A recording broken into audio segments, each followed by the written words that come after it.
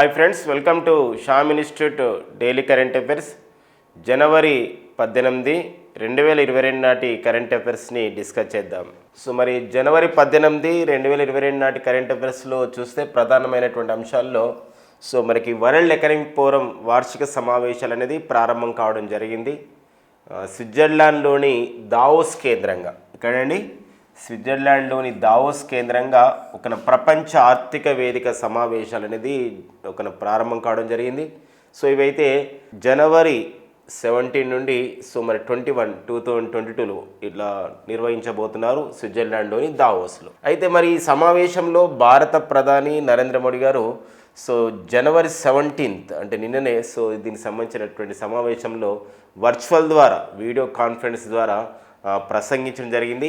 అంటే ఏ అంశం పైన అంటే ప్రపంచ ఆర్థిక వేదిక ఏర్పాటు చేసినటువంటి ఏ అంశం పైన భారత ప్రధాని నరేంద్ర మోడీ గారు ప్రసంగించడం జరిగిందంటే స్టేట్ ఆఫ్ ది వరల్డ్ అనే సంబంధించినటువంటి ఒక సెమినార్లో భారత ప్రధాని నరేంద్ర మోడీ గారు వీడియో కాన్ఫరెన్స్ ఆన్లైన్ ద్వారా మాట్లాడడం జరిగింది.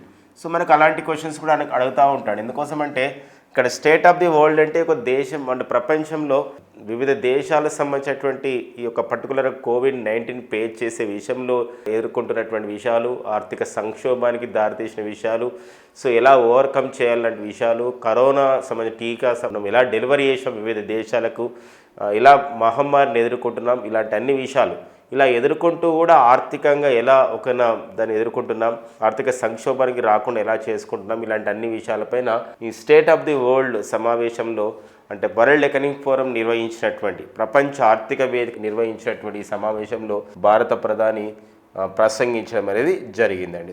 అది మనకి కాంపిటేటివ్ ఎగ్జామినేషన్ ఓరియంటేషన్లో మనం చూస్తే ఒక్కోసారి మనకి చాలాసార్లు కూడా అడిగిన సందర్భాలు ఉంటాయి వరల్డ్ ఎకనామిక్ ఫోరం పైన. ఎందుకోసం అంటే వరల్డ్ ఎకనామిక్ ఫోరం ఒక సమావేశాలతో పాటుగా వరల్డ్ ఎకనామిక్ ఫోరం సంస్థ విడుదల చేసినటువంటి వివిధ నివేదికలపైన కూడా మనకు అడుగుతూ ఉంటారు.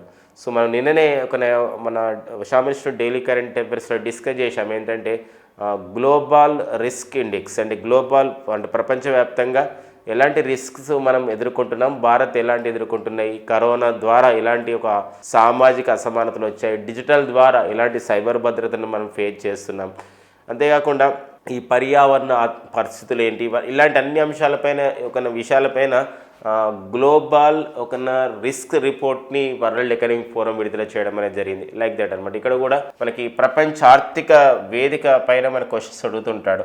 అలా ప్రపంచ ఆర్థిక వేదిక సమావేశాలకు ఎందుకు ఇంత ఇంపార్టెన్స్ ఉంది అంటే బికాజ్ ఇది ప్రపంచ ఆర్థిక వేదిక వివిధ దేశాలలో దాని మార్కెటింగ్ అవసరాలను అవకాశాలను పెంపొందించడానికి ఒక డయాస్ లాంటిది, ఒక వేదిక లాంటిదే ప్రపంచ ఆర్థిక వేదిక వరల్డ్ ఎకనామిక్ ఫోరం. అంటే ఒక దేశంలో ఉన్నటువంటి ఒక దేశంలో మరొక దేశం ద్వారా ఈ విదేశీ ప్రత్యక్ష పెట్టుబడులని లేదా ఫారిన్ డైరెక్ట్ ఇన్వెస్ట్మెంట్స్ని అట్రాక్ట్ చేయడంలో ఆ దేశం ఇస్తున్నటువంటి అంటే పరిశ్రమలకి కొత్తగా ఏర్పాటు చేయబోతున్నటువంటి పరిశ్రమలకి దేశాలు ఇస్తున్నటువంటి విషయాల్ని ఆ విధంగా చెప్పడానికి ఒక సరైన వేదికగా మనం వరల్డ్ ఎకనామిక్ ఫోరం అనేది నిలుస్తుందన్నమాట. మరి ఇలాంటి వరల్డ్ ఎకనామిక్ ఫోరం అనే సంస్థనైతే 1971 సంవత్సరంలో దీన్ని ఏర్పాటు చేయడం జరిగింది.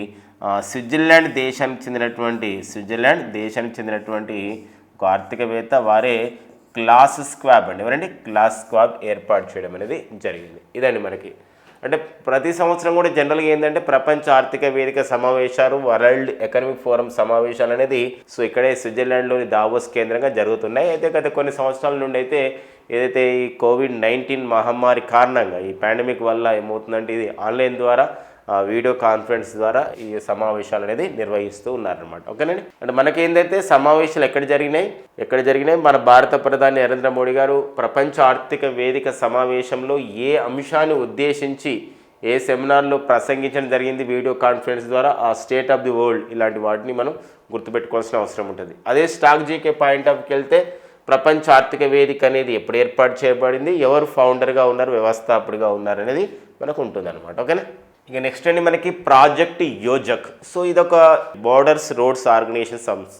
మరి కేంద్ర రక్షణ శాఖ పరిధిలో పనిచేస్తున్న సంస్థనే BRO సంస్థ, బార్డర్స్ రోడ్స్ ఆర్గనైజేషన్ అండి. మరి బార్డర్స్ రోడ్ ఆర్గనైజేషన్ సంస్థ, రోడ్స్ ఆర్గనైజేషన్ అంటే ఇక్కడ రక్షణ శాఖ పరిధిలో పనిచేస్తున్నటువంటి ఈ సంస్థ సో దేశాలలో వివిధ దేశాల మధ్య సరిహద్దుల మధ్య అంతేకాకుండా ఈ ఒక ఆర్మీకి మన భారత సైన్యానికి వారికి సంబంధించినటువంటి ఈ భద్రత విషయంలో ఒక మంచి రహదారిని ఏర్పాటు చేసే విషయంలో ఇది ఎంతో కృషి చేస్తుంది ఈ సంస్థ, బార్డర్స్ రోడ్ ఆర్గనైజేషన్ సంస్థ. మరి అలాంటి సంస్థ ఎన్నో రోడ్స్ని కూడా ఎన్నో రహదారులు కూడా నిర్మిస్తూ ఉంది. సో ఇప్పుడు ఉత్తరాఖండ్లోని చార్ధామ్ ప్రాజెక్ట్ను కూడా మరి బీఆర్ఓ ఎంతో ప్రతిష్టాత్మకంగా చేపడుతున్న పరిస్థితి మనకు తెలుసు. దాంతోపాటుగా ఇది జమ్మూ కాశ్మీర్లో ఏర్పాటు చేసినటువంటి జుజిల్లా అనే సంబంధించిన టన్నెల్ కానివ్వండి. సో ఇలాంటి విషయాలు అంతేకాకుండా అటల్ టన్నెల్ అని చెప్పేసి అంటున్నాం. మరి ఈ అటల్ టన్నెల్ కూడా నిర్మించింది ఏదంటే బార్డర్స్ రోడ్స్ ఆర్గనైజేషన్. మరి ఇలాంటి సంస్థ to Boost the road infrastructure in Himachal Pradesh, అంటే హిమాచల్ ప్రదేశ్లో ఈ యొక్క సరిహద్దులో ఉన్నటువంటి రహదారులని నిర్మించే విషయంలో మౌలిక సదుపాయాల కల్పన విషయంలో to Boost road infrastructure in Himachal Pradesh విషయంలో సో ఈ యొక్క రోడ్స్ నిర్మించే విషయంలోనే సరిహద్దులలో బార్డర్స్ రోడ్స్ ఆర్గనైజేషన్ ఏర్పాటు చేసినటువంటి కార్యక్రమమే ప్రాజెక్ట్ యోజక్ ప్రాజెక్ట్ యోజక్ అనే కార్యక్రమాన్ని ఏర్పాటు చేయడం అనేది జరిగిందనమాట. సో అదొక ఇంపార్టెంట్ ఇన్ఫర్మేషన్. సో మరి బార్డర్స్ రోడ్స్ ఆర్గనైజేషన్ ప్రారంభించినటువంటి ప్రాజెక్ట్ యోజక్ ద్వారా హిమాచల్ ప్రదేశ్లో సరిహద్దుల్లో మనకి రోడ్స్ నిర్మాణంలో కృషి చేస్తుంది సంవత్సరం ప్రాజెక్ట్ ద్వారా. దాంతోపాటుగా to maintain the connecting roads of Atal tunnel, అంటే అటల్ టన్నెల్ ఎంతో మనం ప్రతిష్టాత్మకంగా నిర్మించినటువంటి అటల్ టన్నెల్ విషయంలో సో మరి ఆ రహదారిని విషయంలో వాటి కనెక్టింగ్ గురించి వివిధ ప్రాంతాల నుండి కనెక్టింగ్ గురించి కూడా ఇన్ఫ్రాస్ట్రక్చర్ని అభివృద్ధి చేయడంలో ఈ ప్రాజెక్ట్ యోజక్ ద్వారా చేస్తారు. సో మరి బీఆర్ఓ అనేది మినిస్ట్రీ ఆఫ్ ది డిఫెన్స్ పరిధిలో పనిచేసిన సంస్థ. 1960లో ఏర్పాటు చేయబడ్డ సంస్థ BRO, borders roads organisation. Present అయితే దీనికి ప్రజెంట్ డైరెక్టర్ జనరల్గా పనిచేస్తున్న వారు లెఫ్టినెంట్ జనరల్ రాజీవ్ చౌదరి అండి. ఎవరండి? So lieutenant general Rajiv Chaudhary అనేవారు ప్రజెంట్ అయితే బీఆర్ఓకి బార్డర్స్ రోడ్స్ ఆర్గనైజేషన్కి సో డైరెక్టర్ జనరల్గా పనిచేస్తున్నారు అనమాట. సో అదొకటి ఇంపార్టెంట్గా ఉంటుంది అనమాట. అంటే ఒక్కోసారి మనకు అడుగుతాడు ఏంటంటే ఇటీవల బీఆర్ఓ ప్రతిష్టాత్మకంగా ప్రారంభించిన ప్రాజెక్ట్ యోజక్ దేనికి సంబంధించిందంటే హిమాచల్ ప్రదేశ్లో ఉన్నటువంటి ఏదైతే అటల్ టన్నెల్ ఉందో అటల్ టన్నెల్కి వివిధ రోడ్లకి కనెక్టింగ్ గురించి ఇన్ఫ్రాస్ట్రక్చర్ అభివృద్ధి చేయడానికి ఇది ప్రారంభించడం జరిగింది. ఒక్కోసారి ఇలా కూడా అడగవచ్చు, ప్రాజెక్ట్ యోజక్ అనేది క్రింది ఏ సంస్థ దీన్ని ప్రారంభించిందంటే బార్డర్స్ రోడ్స్ ఆర్గనైజేషన్. అలా కాకుండా బార్డర్స్ రోడ్స్ ఆర్గనైజేషన్ ఏ ఇయర్లో ఏర్పాటు చేయబడింది? 1960లో.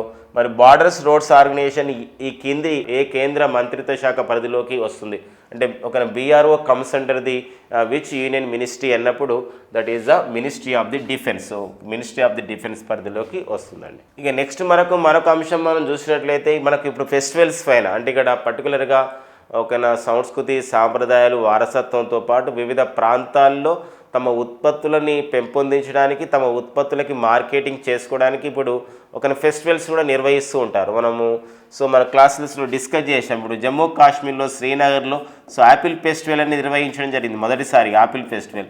ఇటీవల కాలంలో భారతదేశంలో ఏ నగరంలో తొలిసారిగా యాపిల్ ఫెస్టివల్ నిర్వహించడం జరిగిందంటే జమ్మూ కాశ్మీర్లోని శ్రీనగర్లో యాపిల్ ఫెస్టివల్ నిర్వహించడం జరిగింది. ఎందుకోసం అంటే భారతదేశంలో ఎక్కువగా యాపిల్ ప్రొడక్షన్ అనేది యాపిల్ ఉత్పత్తులు అనేది మనకు జమ్మూ కాశ్మీర్లోనే జరుగుతున్నాయి ఎక్కువగా కాబట్టి ఇక్కడే ఉత్పత్తులు జరుగుతున్నాయి కాబట్టి అక్కడే పంట పడుతుంది కాబట్టి సో ఆ యాపిల్స్ వివిధ రకాల యాపిల్స్ని ఆ విధంగా ప్రదర్శించి మరి జాతీయ అంతర్జాతీయ మార్కెట్ని చేయడం అనే ఒక ప్రధానమైన ఉద్దేశంతో 2021లోనే ఇక్కడ తొలిసారిగా యాపిల్ ఫెస్టివల్ని శ్రీనగర్లో నిర్వహించడం అనేది జరిగింది. లైక్ దట్ ఇక్కడ కూడా మణిపూర్ రాష్ట్రంలో ఇక్కడ హుక్రుల్ అనే డిస్టిక్లో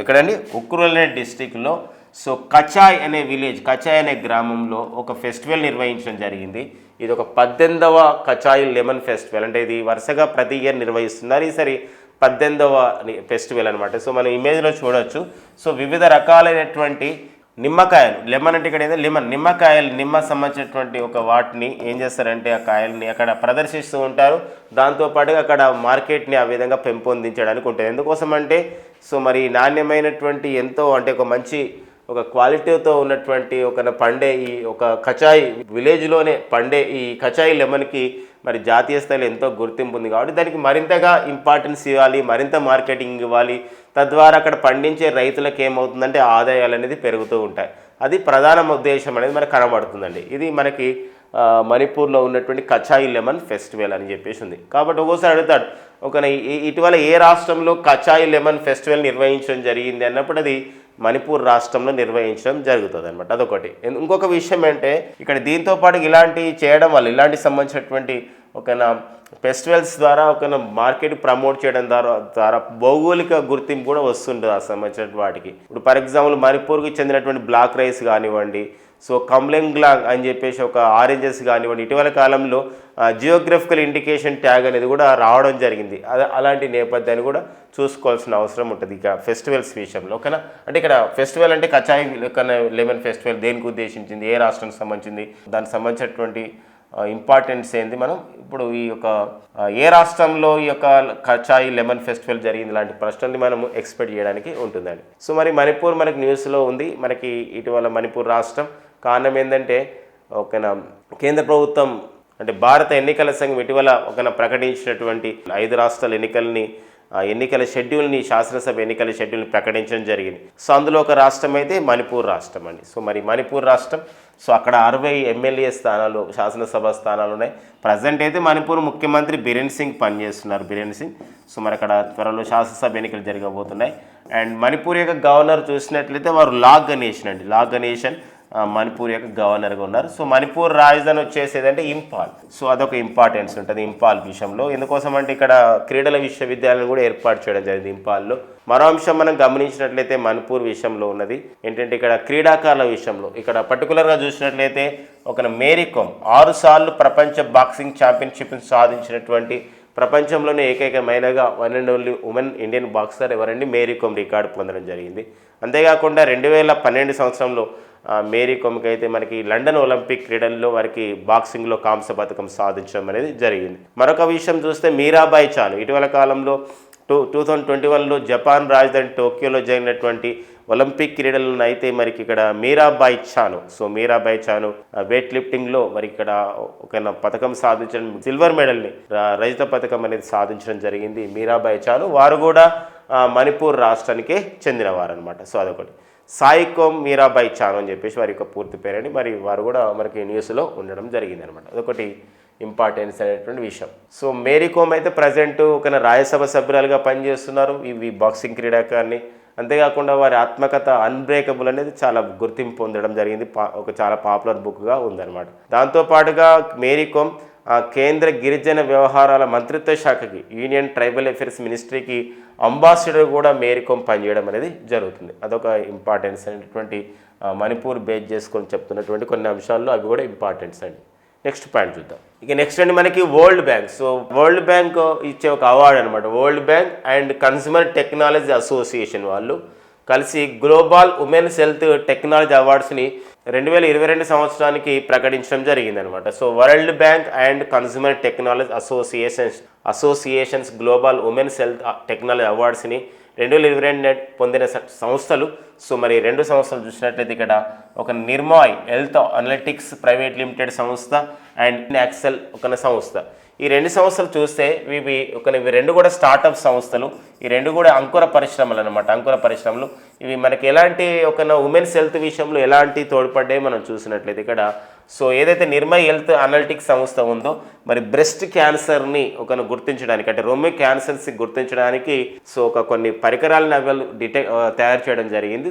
దాని ద్వారా సో ఈ అవార్డు అనేది రావడం జరిగింది. మరి ఇన్ యాక్సెల్ సంస్థకైతే ఫీటల్ లైట్ అంటే హృదయ స్పందన వేగాన్ని సో హృదయ స్పందనం ఎలా ఉంది మరి ఇలాంటి విషయాలపైన హార్ట్కి సంబంధించిన పల్స్ రేట్ పైన ఫీటల్ లైట్ అనే ఒక పరికరాన్ని అంటే ఇది ఆర్టిఫిషియల్ ఇంటెలిజెన్స్తో పనిచేసే ఈ యొక్క పరికరాన్ని కనిపెట్టినందుకు గాను సో ఈ 2 సంస్థలకు కూడా అంటే Nirmay health analytics private limited సంస్థకి ఇన్ యాక్సెల్ సంస్థకి world bank and consumer technology association సంయుక్తంగా ఇచ్చే global women's health technology awards 2022కి సో ఎంపిక కావడం అనేది జరిగిందండి. సో ఇది ఒక వెరీ వెరీ ఇంపార్టెంట్ అనేటువంటి విషయం. వాళ్ళు దేనిపైన కనిపెట్టినారు కూడా ఇంపార్టెంట్. ఏ అంశానికి ఇచ్చారని నిర్మయ్ సంస్థకైతే బ్రెస్ట్ క్యాన్సర్ని గుర్తించడానికి ఒక పరికరాన్ని కనిపెట్టడం జరిగింది వాళ్ళు. ఇన్ యాక్సెల్ సంస్థ అయితే ఫీటల్ లైట్ అనేది హృదయ స్పందన సంబంధించిన విషయంలో తెలుసుకోవడానికి ఉపయోగించే ఆర్టిఫిషియల్ ఎనేబుల్డ్ ఆర్టిఫిషియల్ ఇంటెలిజెన్స్ అంటారు, అంటే కృత్రిమ మేధస్సుతో పనిచేసే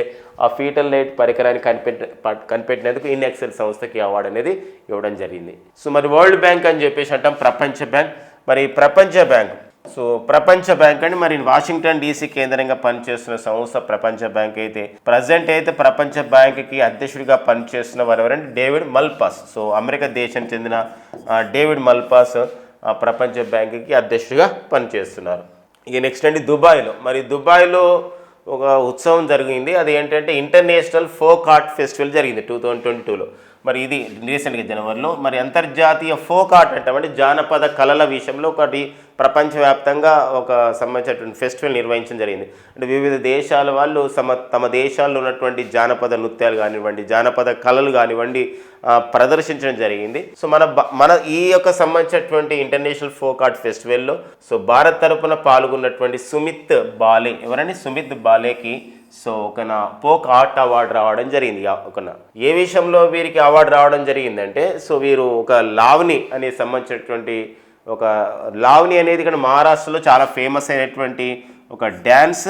అండ్ ఇంకొకటి ఏంటంటే ఇది ఒక ట్రెడిషనల్ డ్యాన్స్, అంటే ఒక సాంప్రదాయ నృత్యము అండ్ ఫోక్ డ్యాన్స్గా మనం చెప్పవచ్చు. అండ్ దీంతో పాటుగా మ్యూజిక్ కూడా ఉంటుంది. మ్యూజిక్ అంటే ఇక్కడ ఏంటంటే అంటే సంగీతంతో పాటు ఇక్కడ డ్యాన్స్ చేయడం అనేది ఇక్కడ ప్రధానమైనటువంటి ఒక ఇతివృత్తంతో ఉండేదే ఈ యొక్క లావణి సంబంధించినటువంటి ఒక సాంప్రదాయ నృత్యము మరి సంగీతము. ఆ సంబంధించి దాన్ని ప్రదర్శించినందుకు గాను సుమిత్ బాలేకి సో మహారాష్ట్రకు చెందినటువంటి లావణి అనే డ్యాన్స్లో ఉన్నటువంటి ఆర్టిస్ట్కి ఇంటర్నేషనల్ ఫోక్ ఆర్ట్ ఫెస్టివల్ దుబాయ్లో జరిగినటువంటి ఫెస్టివల్లో సో వారికి ఒక అవార్డు అనేది రావడం జరిగింది. కాబట్టి మనకి ఇక్కడ రెండు రకాలు ఇంపార్టెంటే.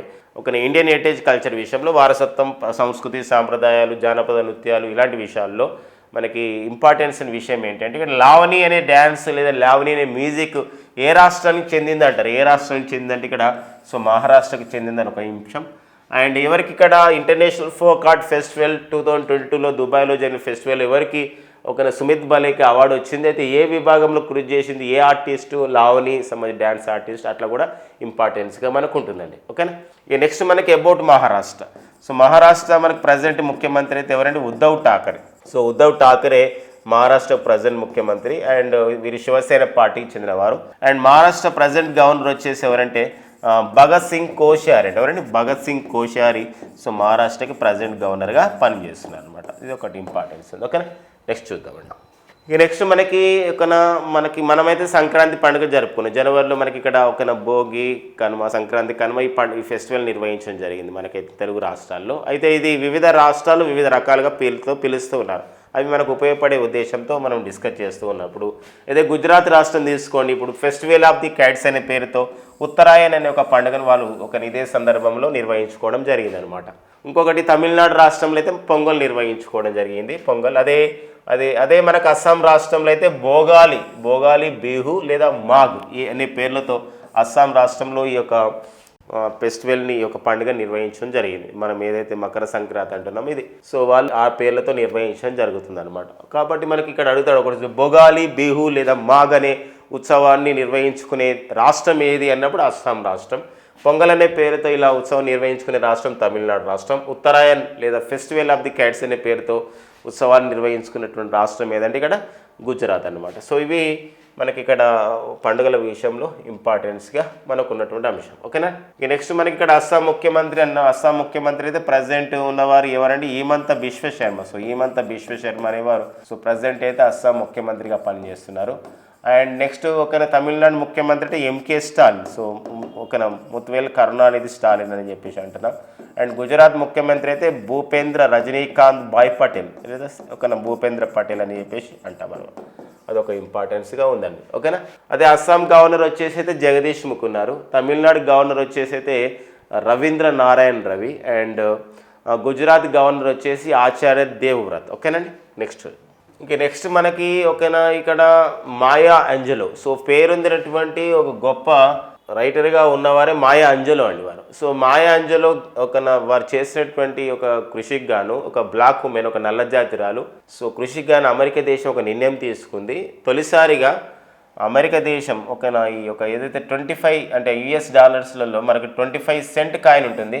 25 సెంట్ కాయిన్ అంటే ఇక్కడ ఒక డాలర్లో మనకు ఒక క్వార్టర్గా నాలుగో భాగంగా చెప్పవచ్చు అనమాట. అదే 25 సెంట్ కాయిన్ క్వార్టర్ అని చెప్పేసి అంట.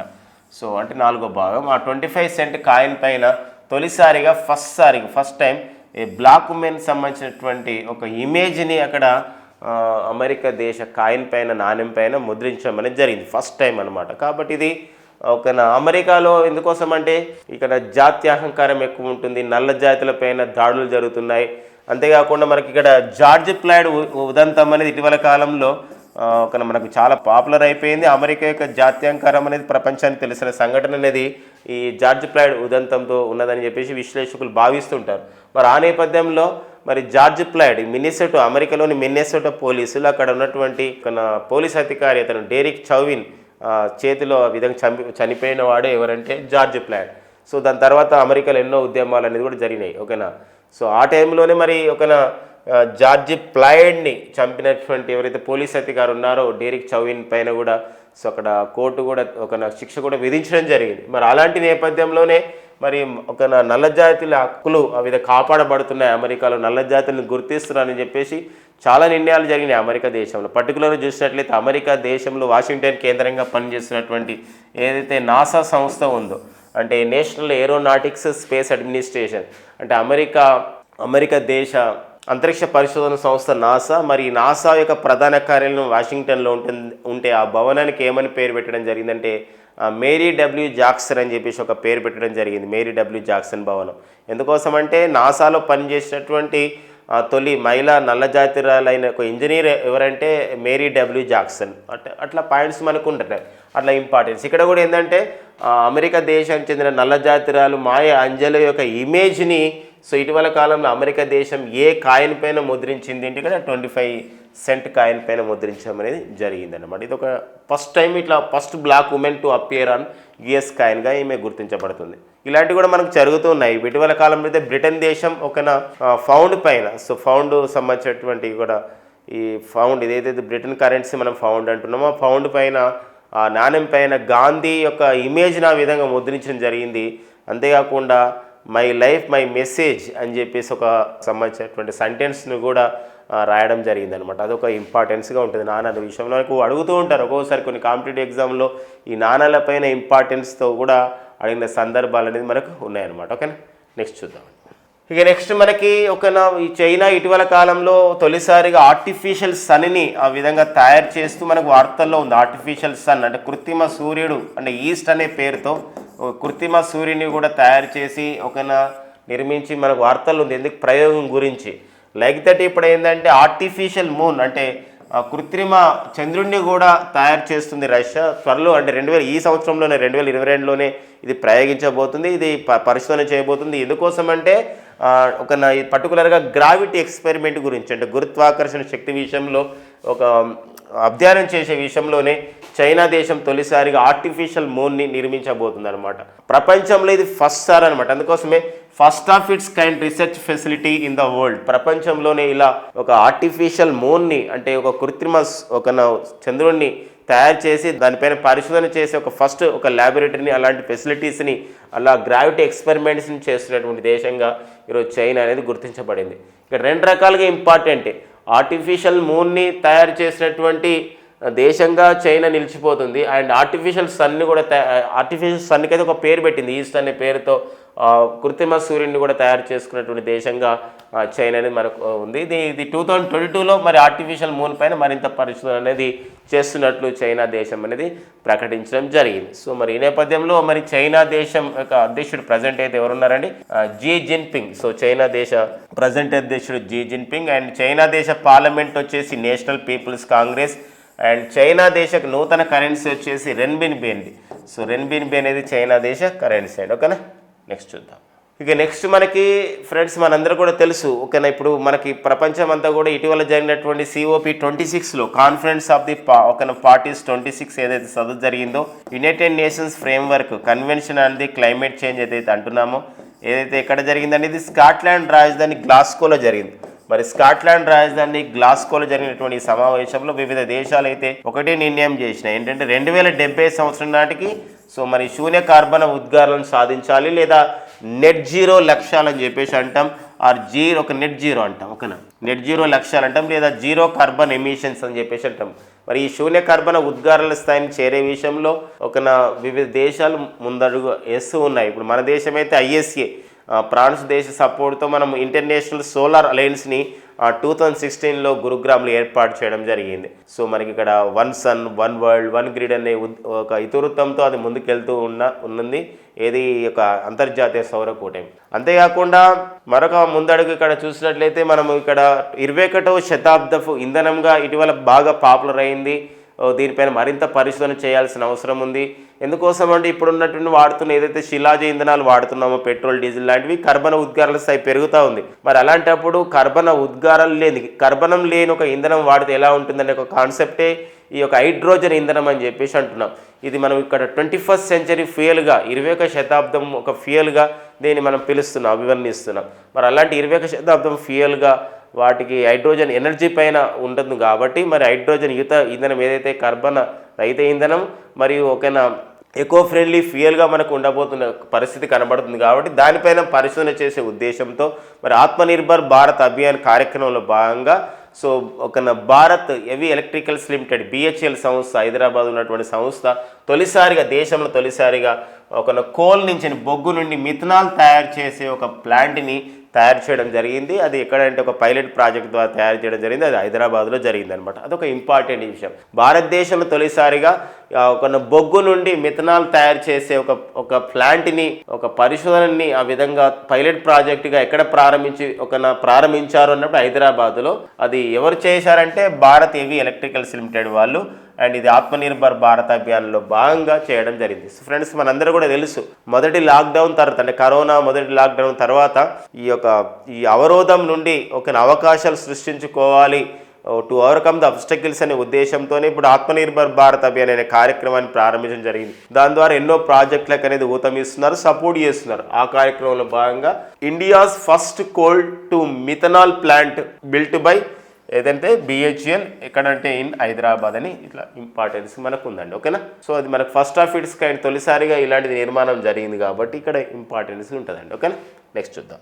ఇక నెక్స్ట్ అండి మనకి క్లైవ్ లాయిడ్. సో మనకి వెస్టిండీస్కి ప్రపంచ క్రికెట్ కప్ను కూడా అందించినటువంటి ఒక క్యాప్టెన్గా క్లైవ్ లాయిడ్కి ఎంతో గుర్తింపు ఉంది. తను వెస్టిండీస్ ఫార్మర్ క్యాప్టెన్ అండి. తను వెస్టిండీస్ క్రికెట్కి మాజీ క్యాప్టెన్. వీరికి బ్రిటన్ ప్రభుత్వం నైట్హుడ్ పురస్కారం ఇవ్వడం జరిగింది. దానికి మరొక పేరుగా ఉంటుంది, మరొక పేరుతో కూడా పిలుస్తారు, commander of the order of the British empire. అంటే ఈ యొక్క ఇంగ్లాండ్ రాని ఇస్తుంది, బ్రిటిష్ వాళ్ళు ఇస్తారు కాబట్టి ఇక్కడ బ్రిటిష్ ఎంపైర్ అనే పదంతో ఇస్తారనమాట. Commander of the order of the British empire అనే ఒక హోదాని లేదా నైట్హుడ్ అనే ఒక హోదాని ఇటీవల పొందినటువంటి క్లైవ్ లాయిడ్ ఏ దేశానికి చెందినటువంటి మాజీ క్రికెటర్ అంటే ఇక్కడ వెస్టిండీస్ దేశానికి చెందినటువంటి మాజీ క్రికెటర్గా ఉన్నారండి, ఓకేనా. సో మనకి ఇక్కడ ఈ అవార్డ్స్ విషయంలో కానీ క్రికెటర్ల విషయంలో కానీ ఇలాంటి అవార్డ్స్ వచ్చినప్పుడు వాళ్ళకి గుర్తింపు వచ్చినప్పుడు మనం నేర్చుకోవాల్సినటువంటి అవసరం అనేది ఉంటుంది, గుర్తుపెట్టుకోవాల్సిన అవసరం. ఇవన్నీ మనకి జనవరి 18, 2022 ఉన్న ముఖ్యమైన ఎగ్జామ్ ఓరియంటెడ్ కరెంట్ అఫైర్స్ అండి. మనం షామిర్షుడు అందిస్తున్నటువంటి ఆఫ్లైన్ బ్యాచ్ల వివరాలు, ఆన్లైన్ బ్యాచ్ల వివరాలు, టెస్ట్ బ్యాచ్ల వివరాలు. సో మరి షామిర్షుడు అందిస్తున్నటువంటి ఆఫర్స్ అంటే వివిధ కోర్సులకు సంబంధించినటువంటి ఆఫర్స్ గురించి అండ్ షామిర్షుడు అందిస్తున్నటువంటి డైలీ కరెంట్ అఫైర్స్ గురించి ప్లీజ్ సబ్స్క్రైబ్ అవర్ షామిర్షుడు యూట్యూబ్ ఛానల్ అండి. అండ్ షామిర్షుడు అందిస్తున్నటువంటి ఇలాంటి అన్ని అప్డేట్స్ కూడా షామిర్షుడ్ టెలిగ్రామ్ గ్రూప్లో పొందుపరుస్తున్నారు. సో ప్లీజ్ జాయిన్ ఇన్ షామిర్షుడ్ కాకినాడ టెలిగ్రామ్ గ్రూప్ అండి. సో ఇలా జాయిన్ కావడం ద్వారా మీకు అన్ని అప్డేట్స్ కూడా అందుబాటులోకి వస్తాయి, ఓకేనా. Thank you friends and all the best. Thank you for watching.